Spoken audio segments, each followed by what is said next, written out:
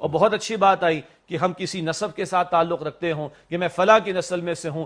کہاں لے کے جائیں گے؟ بخاری شریف کی وہ حدیث، اللہ کے رسول مکرم علیہ السلام اپنے خاندان والوں کو جمع کر کے خطاب فرمائیں، اے خاندان بنو عبد المطلب، اے خاندان بنو ہاشم، اپنے آپ کو جہنم کی آگ سے بچاؤ، کل میں تمہارے کسی کام آنے والا نہیں. اے صفیہ میری پھوپھی جان، اپنے آپ کو جہنم کی آگ سے بچائیے، میں کل آپ کے کسی کام آنے والا نہیں. اور اے فاطمہ میری لخت جگر، بیٹا اپنے آپ کو جہنم کی آگ سے بچانا، کل میں تمہارے کسی کام آنے والا نہیں ہوں. اللہ کے رسول مکرم اپنے خاندان کے لوگوں کو لخت جگر کو یہ فرما دیں، باقی کسی کی کیا اوقات یہ حیثیت رہ جاتی ہے کہ وہ اس پر مطمئن ہو کر بیٹھ جائے کہ میں فلاں کی نسل میں سے ہوں اور اس بنیاد پر میری بخشش ہو جائے گی. یہ سارے چور دروازے قرآن نے بھی اور رسول اکرم علیہ السلام نے بھی بند کر دی. بسم اللہ الرحمن الرحیم نحمدہ ونصلی ونسلم علی رسولہ الکریم. محترم حضرات، ہماری کمزوری آج کے اس معاشرے میں یہ ہے کہ اگر کوئی سٹار بن جاتا ہے، کوئی ٹی وی چینل پہ آ جاتا ہے، کوئی اپنے آپ کو بڑا مقرر پیش کر دیتا ہے تو لوگ سمجھتے ہیں کہ اس کی جتنی باتیں ہیں وہ سب صحیح ہے. اس کی تشریح میں نہیں جاتے، اس کی تحقیق میں نہیں جاتے کہ وہ جو کہہ رہا ہے وہ واقعی میں قرآن اور حدیث تفاسیر کی روشنی میں صحیح ہے بھی یا نہیں. مثال کے طور پہ نبی کریم صلی اللہ تعالی علیہ وسلم کو جب اللہ تبارک و تعالی نے حکم دیا، سورہ شعراء میں یہ آیت کریمہ ہے جو مکہ شریف میں نازل ہوئی، وَأَنذِرْ عَشِيرَتَكَ الْأَقْرَبِينَ، اور اے محبوب اپنے قریب تر رشتہ داروں کو ڈراؤ، جس پر نبی کریم صلی اللہ تعالی علیہ وسلم نے تمام لوگوں کو بلایا، کوہ صفا پر چڑھے اور اس طرح اعلان فرمایا، اے قریش کے لوگو، اپنے آپ کو جہنم کی آگ سے بچاؤ، میں تمہیں اللہ کے عذاب سے نہیں بچا سکتا. اے بنی عبد مناف، اسی طرح اے میری پھوپھی صفیہ، اے میری بیٹی فاطمہ، اس طرح کے الفاظ نبی کریم صلی اللہ تعالی علیہ وسلم نے ادا فرمائے. اب اس حدیث پاک کو لے کر یہ کہنا کہ نبی کریم صلی اللہ علیہ وسلم جب اپنی بیٹی کو نہیں بچا سکتے تو ہمیں اور آپ کو کیا بچائیں گے، یعنی یہ بھی تاثر پیش کرنا کہ کسی کی نسبت کام آنے والی نہیں ہے.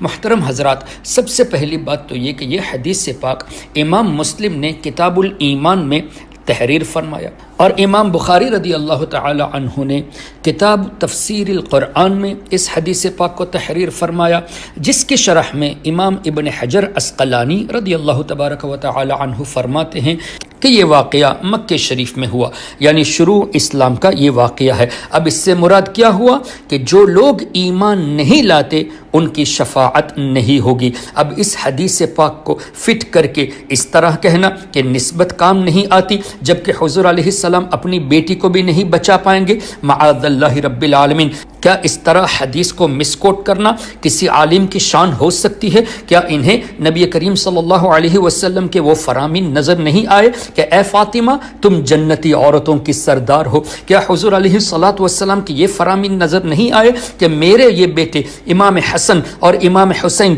رضی اللہ تعالی عنہما جنتی نوجوانوں کے سردار ہے؟ کیا عشرہ مبشرہ کی حدیث ان تک نہیں پہنچی کہ حضور علیہ الصلاۃ والسلام نے انہیں جنت کی بشارت دی؟ کیا حضرت ربیعہ رضی اللہ تعالی عنہ کی حدیث نہیں ان کو پہنچی جہاں سیدنا ربیعہ رضی اللہ تعالی عنہ نے حضور علیہ الصلاۃ والسلام سے مانگ کر جنت بھی لے لی اور جنت میں حضور علیہ السلام کی رفاقت بھی لے لی؟ یہ حدیثیں انہیں نظر نہیں آتی؟ یقیناً نظر آتی ہے. بات دراصل یہ ہے کہ نسبت کی بات آتی ہے تو ان کے چہرے بگڑ جاتے ہیں اور یہ جان بوجھ کر قرآن اور حدیث کو مسکوٹ کر کے لوگوں کو نسبتوں سے دور رکھنے کی کوشش کرتے ہیں. نبی کریم صلی اللہ تعالی علیہ وسلم سے نسبت تو بہت بڑی بات ہے. اللہ تبارک و تعالی نے نیک لوگوں سے نسبت جوڑنے کو حکم فرمایا. کیا سورہ توبہ کی یہ آیت نظر نہیں آئی؟ یا ایھا الذین آمنوا اتقوا اللہ وکونوا مع الصادقین، اے ایمان والو اللہ سے ڈرو اور سچوں کے ساتھ ہو جاؤ. کیا اللہ تعالیٰ نے یہاں نسبت جوڑنے کی بات نہیں فرمائی؟ نبی کریم صلی اللہ علیہ وسلم کی یہ دعا ان کو نظر نہیں آئی کہ حضور علیہ السلام نے یہ دعا تعلیم فرمائی، اللہم ارزقنی حبک وحب من یحبک، اے اللہ تو تیری محبت بھی عطا فرما اور ان کی محبت عطا فرما جو تجھ سے محبت رکھتے ہیں. کیا نیک بندوں سے نسبت جوڑنے کی دعا حضور علیہ الصلاۃ والسلام نے ہمیں تعلیم نہیں فرمائی؟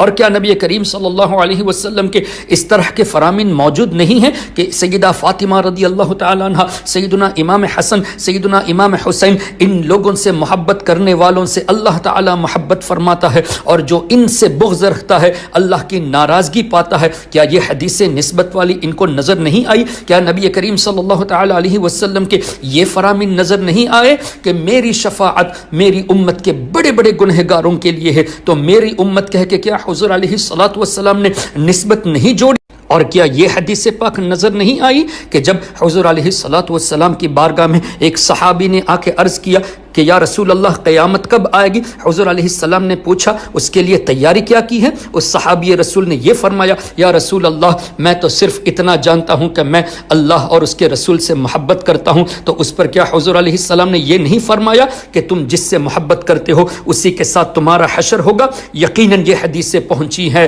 لیکن دراصل بات یہ ہے حضور علیہ الصلوۃ والسلام اور نیک لوگوں کی نسبت سے ان کو ایسی چڑ ہے کہ یہ قرآن کو مسکوٹ کرنے پر بھی آ جاتے ہیں اور حدیث کو مسکوٹ کرنے پر بھی آ جاتے ہیں، تاکہ لوگوں کو نسبت سے دور رکھ کر لوگوں کے ایمان و عقیدے کو خراب کر سکے۔ اللہ تبارک و تعالی اس طرح کے لوگوں سے ہمارے معاشرے کی حفاظت فرمائے۔ اور میری گزارش ہے ان تمام لوگوں سے جو ایسے لوگوں کو سٹیج دیتے ہیں، جو ایسے لوگوں کو موقع دیتے ہیں، انہیں چاہیے کہ ایسے لوگوں کو دور رکھے تاکہ وہ ذمہ دار نہ بنے۔ ان کی تقریریں سن کر اگر کوئی نسبت کے خلاف اپنا موقف رکھتا ہے، اپنا عقیدہ بدل دیتا ہے، تو یہ لوگ جو ان کو سٹیج دیتے ہیں یہ ذمہ دار ٹھہریں گے۔ اللہ تبارک و تعالی ہم سب کے ایمان و عقیدے کی حفاظت فرمائے۔ السلام علیکم ورحمۃ اللہ۔